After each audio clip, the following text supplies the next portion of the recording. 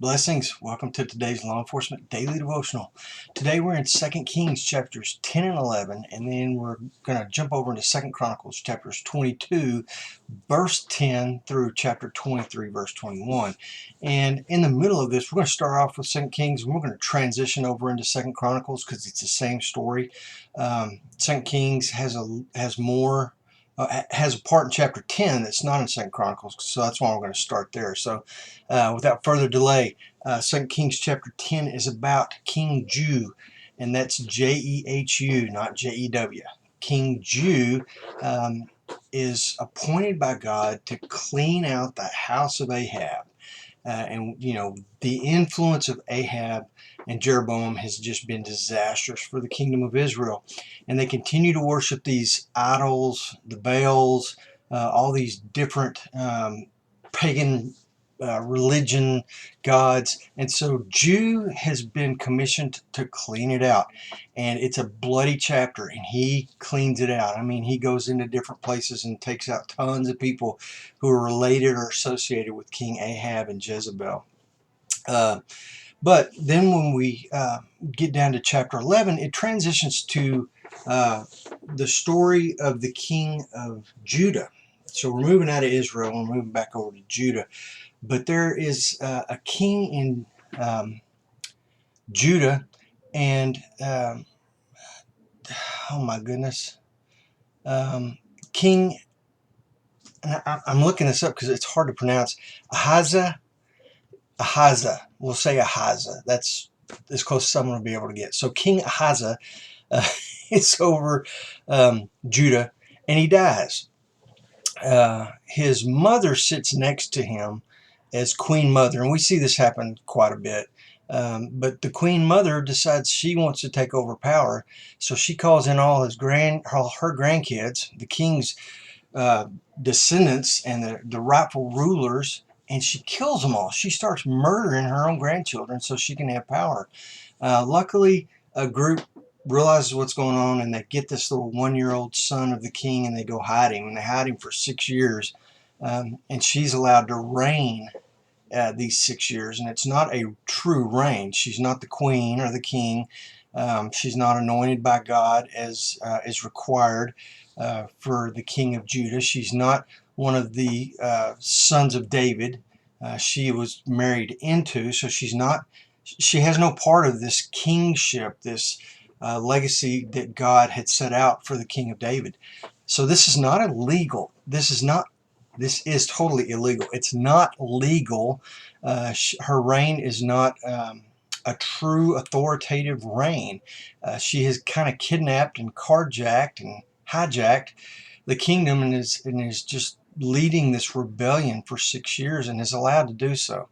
So we transition over to 2 Chronicles 22, and we pick up the story there. Where the priest finally decides after 6 years, man, it is time to bring the rightful ruler back to the throne, because when he's 1 year old, 2 years old, 3 years old, it's kind of hard to bring him in to rule. But for whatever reason, he turns 7 years old, and they say, man, now's the time. So they take him and they put him on the throne and make him king. And anyway, this illegal ruler comes in and screams treason, and they take her out and they kill her, do away with her. But before this happens, the Levites are called back, because this queen ruler has there's no worship of God. They've closed down the temple. So the Levites have left Jerusalem. Well, the Levites are all called back in, told to prepare themselves for their service in the temple. We're going to get this thing back going again. Then the soldiers come in and surround the new king, and they place the testimony in his hand, because when a new king took over Judah, the kingdom, he was to read the word of God to all the people. And that's another thing that obviously she didn't do. So her kingdom was never, her ruleship, or whatever you want to call it, was never established. So this is not a rebellion. And I think it's very important for us to know here, because we talk a lot about rebellion. This was not a rebellion. This was putting things back to the way God had intended them to be and wanted them to be. God's rule is the authority. when she tried to usurp the authority, that didn't make her authority, so there was a rebellion against her. It was not rebellion because the authority was still always God's. She was in total rebellion, not anyone else who tried to reestablish God's authority. Probably beating that dead horse to death and making it more confusing than it needs to be. But anyhow, so I love the verse in chapter 23, verse 18, because I think it's a law enforcement takeaway for us today. Jedediah, who is the priest, he's been the guy behind the scenes for all of this to put the king, the rightful king, back in place. But he's the one who went and got the Levites, and he's the one that's putting all of this together.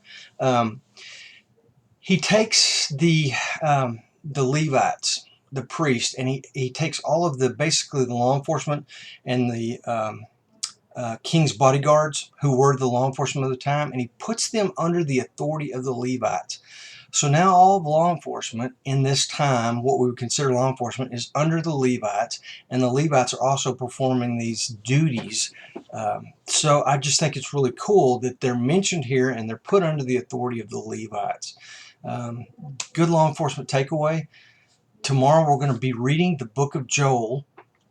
So come read it. Come back here. Let's look what kind of things that Joel points out as far as law enforcement takeaways. So anyway, be blessed, be safe, and I'll see you tomorrow.